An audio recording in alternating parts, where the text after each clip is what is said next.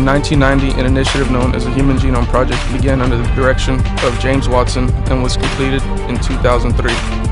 Knowing what makes humans human, the next step is learning what makes us different. Researchers discovered roughly 3 billion base pairs or 25,000 genes in the human genome. The project took researchers worldwide approximately 9 months and $300 million to complete. With the completion, a new horizon of possibilities has opened, looking to nanotechnology as an avenue to the forefront of genomics, ranging from DNA sequencing to profiling and expression. Currently, sequencing is very time-consuming and costly, but once the human genome can be sequenced effectively and at a low enough cost, a number of possibilities would be available. The hope is to eventually be able to sequence an entire human genome in less than a day and for about $1,000. By understanding the basis of life at the molecular level, a number of possibilities are available. Some areas of interest include basic research, bioarchaeology, anthropology, evolution, forensic identification, and agriculture and livestock breeding. We're at an exciting time in genomics. We're on the brink of discovering the underlying factors leading to heart disease, diabetes, common cancers, and virtually any disease that tends to run in the family. Cancer used to be defined by locale, but now is being identified via molecular profile. The use of genetic information holds the power to predict disease susceptibility and allow for the proactive care of humans worldwide.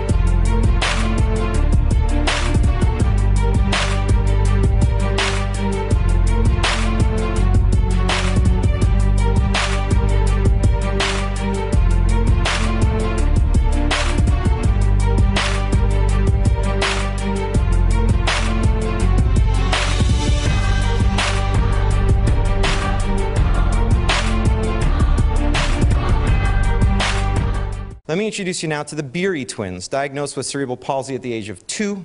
Their mom is a very brave woman who didn't believe it. The symptoms weren't matching up, and through some heroic efforts and a lot of internet searching, she was able to convince the medical community that in fact they had something else.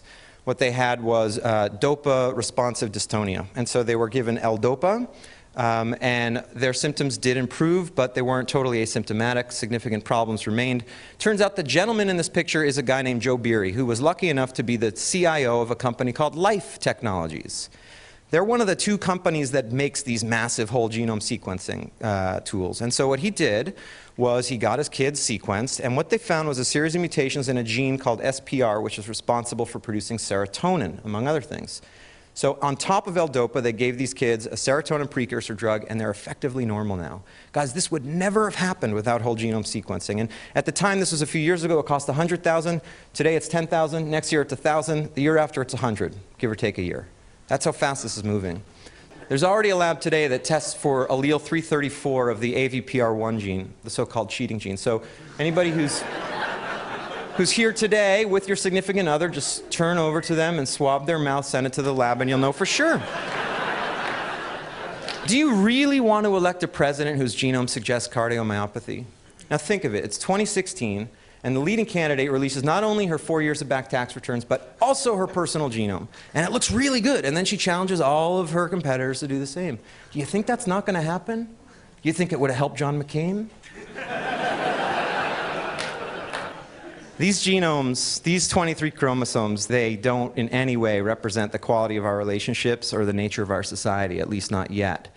And like any new technology, it's really in humanity's hands to wield it for the betterment of mankind, or not. And so I urge you all to wake up and to tune in and to influence the genomic revolution that's happening all around you.